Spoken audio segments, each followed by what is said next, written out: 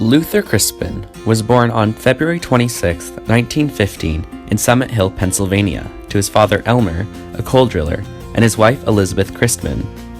Luther had 3 siblings who all died as infants. Luther was a very bright child and started grade 1 at the age of 4 in the hope that he could graduate at a young age and start work to provide for his family. He married Dorothy Black, his high school sweetheart, in 1939 and had 3 children, Gary James, Judith Ann, and Lillian Jane. Reputation for handling brawls. All I need is me a few seconds or more, then it's a wrap. Tell the lady. Welcome to the Nursing Legends Show. We'll be your hosts, Tiffany and Caitlin. I'm here sitting with Luther Christman, and we're all excited to learn more about you and your nursing profession. It's great to be here. So let's get right into it. What made you want to become a nurse? Well, originally I had saved up enough money to put myself through university, but unfortunately, due to the fact that my family was struggling during the Great Depression, I was forced to give up my money to my family in order to pay for the household expenses. So how did you end up going to university? I met the love of my life, Dorothy, at the age of 17 in 1937. I was approached by a minister who recommended the Methodist Hospital in Philadelphia, where Dorothy and I could both attend nursing school, all expenses paid for by the hospital. Did you face any challenges during nursing education? Throughout my entire education, I experienced extreme reverse discrimination. What do you mean by reverse discrimination? When I first started to attend nursing school, only 1% were male.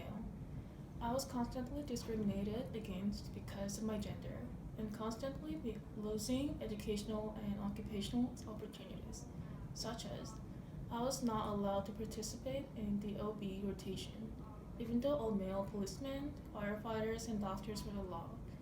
That word gone the word. I also see here that you were also discriminated against by the U.S. Army. Can you tell us more about this?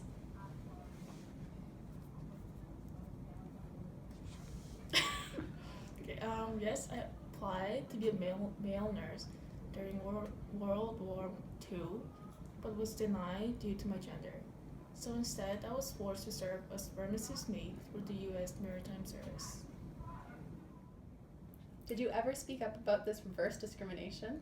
Oh yes, fortunately, my letter of rejection was in written form, so I sent copies of this letter to senators and high-ranking military officers to raise awareness that qualified nurses were being denied in a time where they were short-staffed by approximately 2,000 nurses. Did you ever receive a response? Yes.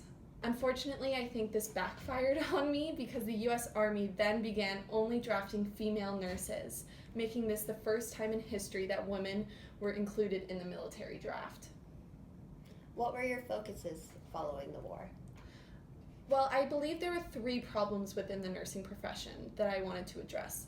First was the nursing shortage. Second, the lack of clinical expertise. And third, lack of sufficient education. What were the issues with nursing shortages, and how did you go about overcoming this challenge? I believe that in order to solve the nursing shortage, schools must successfully recruit men into their programs.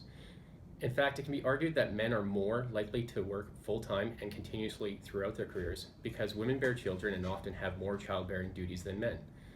Their careers frequently are characterized by rotating in and out of the profession with combinations of part and full-time employment.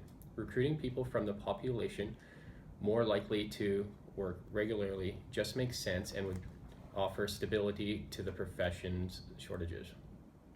You speak very highly of clinical practice and higher levels of education. Why was this so important to you?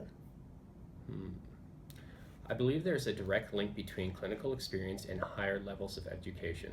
I believe that having extra clinical hours and a bachelorette degree greatly influences the level of care a patient receives.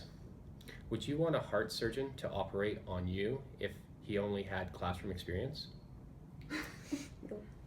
How did you go about changing the 3 issues you addressed earlier?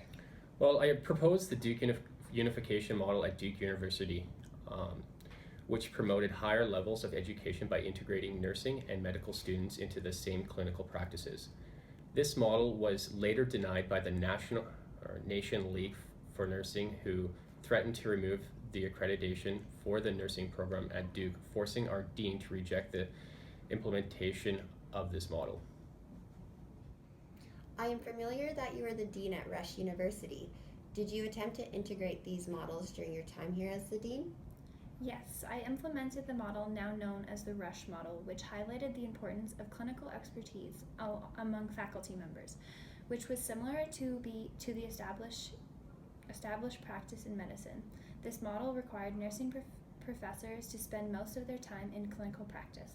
I also created what is known as the primary nurse model of care, so the nurses could focus primarily on their patients and not focusing on taking phone calls and delivering flowers. What were your other focuses as dean at Rush University? Well, I was a strong supporter for the recruitment of male nurses. However, I also fought for the recruitment of other minorities. I was the first to hire African American and Aboriginal persons into the faculty. What other ways did you work to eliminate the discrimination between men in nursing?